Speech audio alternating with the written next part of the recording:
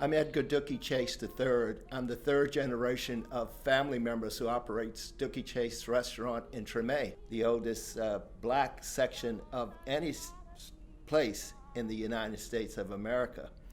Now I'm honored to be here associated with the New Orleans Opera House because I want you to know we have a Creole history in New Orleans that embraces the opera. Long embrace of the opera. The ancestors of my grandfather, my great-grandfather, Emile Tenet, came here in the late 1850s, early 1860s from the island of Martinique. And one of those Tenet family members was an opera singer. That's wild. Yes. My daddy has a history of musicians in his family, although he was a trumpet player and thought he was the first to be so famous. I used to play trumpet, but when I realized I could not be like Wynton Marsalis, I gave it up. Are you a perfectionist?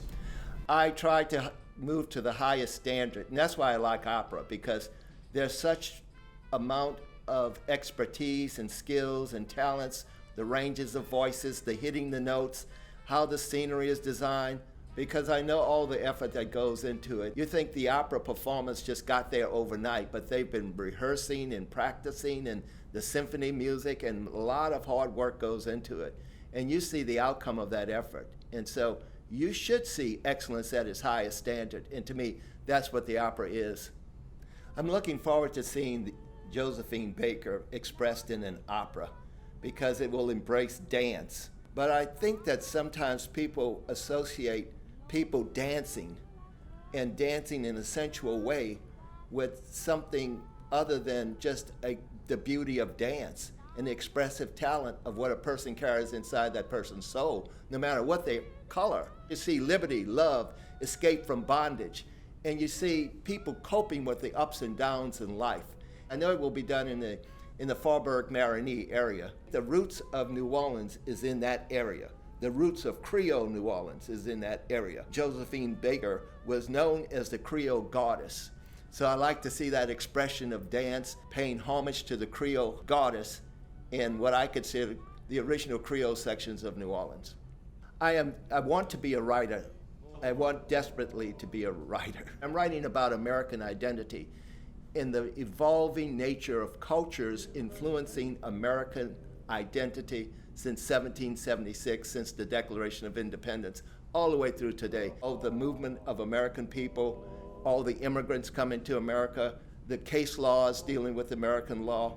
You said you write historical fiction, is that correct? Right, because I tell the ancestry of my family through, and most of it is real, but I have to say fiction so you don't think too unkindly of my family. I want people to see my work of historical fiction play out in the lives of real human beings who struggled for freedom and love in America, who may have been tossed aside by their neighbors for one reason or another, but yet they found to struggle and keep at it and endure and search for liberty and search for love. Once upon a time, there was a place in St. Bernard Parish called Fazandeville, which now is the Chalmette Battlefields, and that's where my great-great-grandmother, Angelina Fazan, grew up, somewhat as a paramour of a sugar plantation owner. Oh, wow. That she was a sort of paramour to to Pierre Fazan II. Okay. And so you had the sugar plantation owner. So she was a literal sugar baby. Yes, she was the first. There had a house called the Sugar House, where the nice Creole women of color would be, and the men would go to the sugar house when they wanted to be satisfied. So I associate a lot of that too with the Josephine Baker existence and her sensuality and dance, and can see my, whatever number great that is I'm referring to, expressed as Josephine expresses herself in dance when she was in Paris.